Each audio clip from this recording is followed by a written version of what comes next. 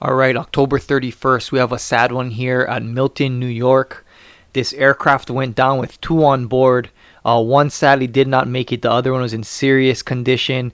There you can see a wing hit the trees here. There's homes very close nearby.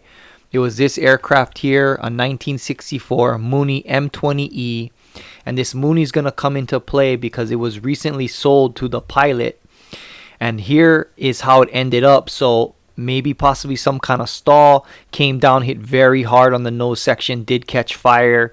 I believe one person was ejected, but no damage to the home, no damage to anybody on the ground, no injuries. Here it looks like a hydrant. Firefighters are on scene. It was on fire, so they did go ahead and try to put this out and take care and get those that were injured to the hospital. The other person was in serious condition, was taken to Albany Medical Center. Here it is shortly after takeoff at Saratoga County Airport. So runway 23, and here's where it ended up, 12 Wyndham Way. So shortly after takeoff, about 10:30 a.m., and then there's the house that this aircraft went down near to. Everyone said they couldn't hear anything. They heard a thud, but they did not hear any engines, no engine noise whatsoever. Many people didn't even know that it was a plane that just crashed. So here, I went to the Mooney space. There was a lot going on prior to this crash, where this person, Frederick M.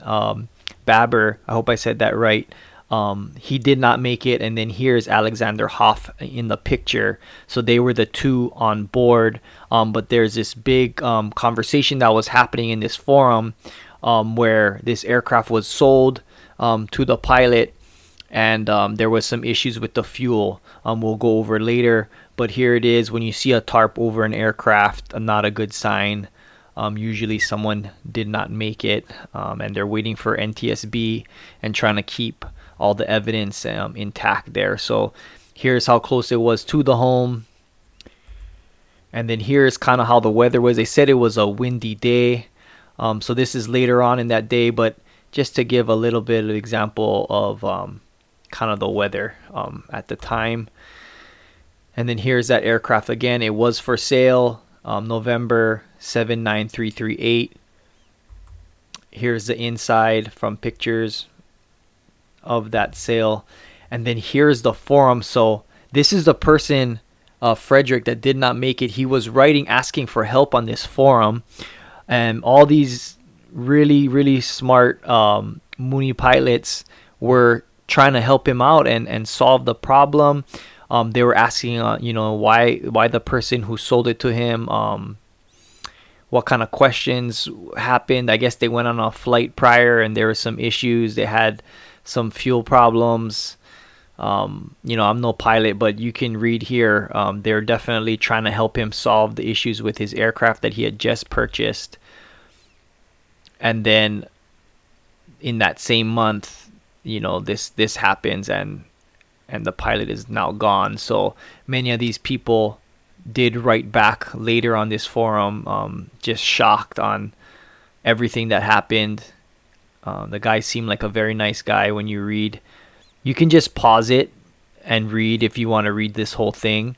But I just wanted to make sure I gave people the chance to read it, because I don't know if you can find it again in these forums. Sometimes they get deleted and things like that.